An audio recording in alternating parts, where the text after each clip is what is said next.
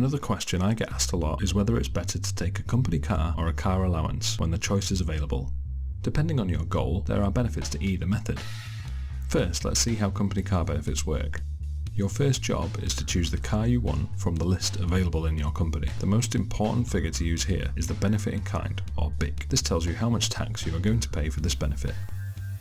The BIC is calculated based on the list price of the car and its CO2 emissions, so choosing a cheaper car and/or one with lower emissions will cost you less.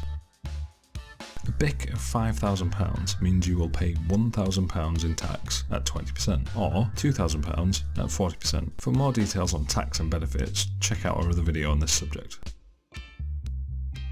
Having a company car has a number of other benefits.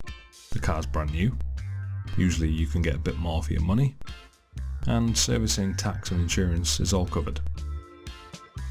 Sometimes your company may ask you to contribute to the price of the car if you choose one that is above your benefit level. This money is paid after tax, so you need to take that into account. Right, so what about taking the car allowance instead?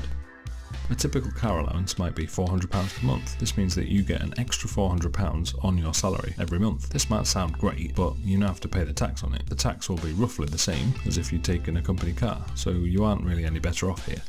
However, depending on what you do with the allowance, you could benefit. If you can find a car for cheaper than £400 a month after tax, then you pocket the difference. Bear in mind, you will also have to cover road tax, insurance, maintenance, etc.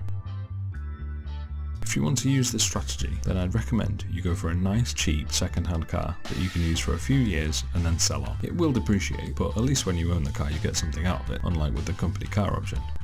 You could also take out a personal lease agreement if you don't want to buy, providing you can find one cheap enough. If you do a lot of miles, this can be hard to find, but if your commute is relatively small, you could find a bargain. If your goal is to have a nice car, then you are better off having the company car. But if you want to save some money, then you can benefit more by taking this personal allowance.